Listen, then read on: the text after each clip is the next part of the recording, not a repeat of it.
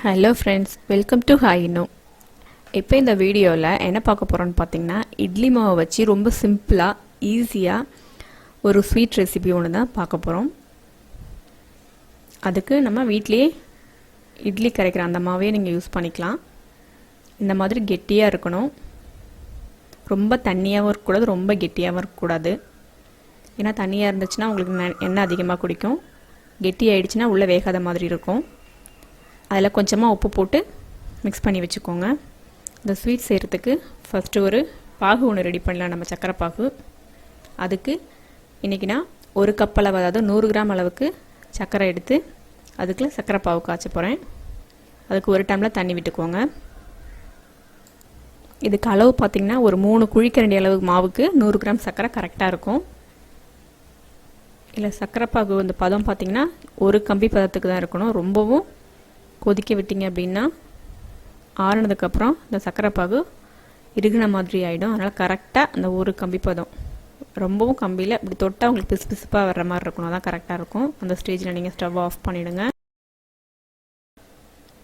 கொஞ்சம் நேரம் நல்லா கொதிக்கிட்டோம். இப்போ தொட்டு பாருங்கள், லைட்டாக அந்த கம்பி மாதிரி வருது பாருங்கள், இதான் கரெக்டான ஸ்டேஜில் இருக்கும்.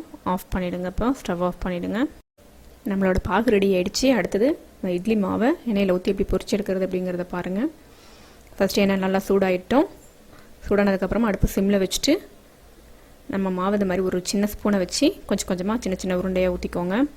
உங்களுக்கு இதில் தேவை அப்படின்னா நீங்கள் இந்த மாவோட கொஞ்சமாக ஃபுட் கலர் ஆட் பண்ணிக்கோங்க. நான் தேவையில்லை அப்படிங்கிறத அதை அவாய்ட் பண்ணிட்டேன். ஏன்னா ஃபுட் கலர் வந்துட்டு ஸ்கின் ப்ராப்ளம்ஸ், கேன்சர்லாம் வரும் அப்படிங்கிறாங்க. அதனால் நம்ம வீட்டில் தான் நம்ம சாப்பிட போகிறோம். அதனால் முடிஞ்ச அளவுக்கு நம்ம அவாய்ட் பண்ணிவிட்டு நேச்சுரலாக என்ன கலரில் இருக்கோ அதையும் யூஸ் பண்ணிக்கலாம்.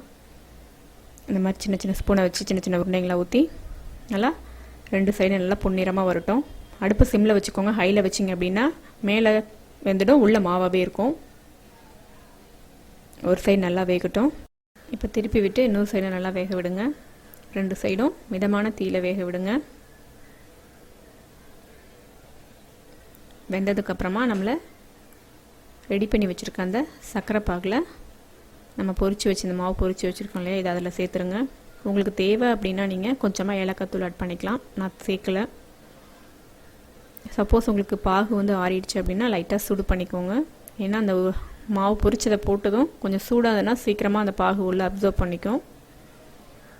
இந்த மாதிரி ஒரு மிக்ஸ் பண்ணி விடுங்க. ஒரு 10 நிமிஷம் அதில் ஊறட்டும். இதே மாதிரி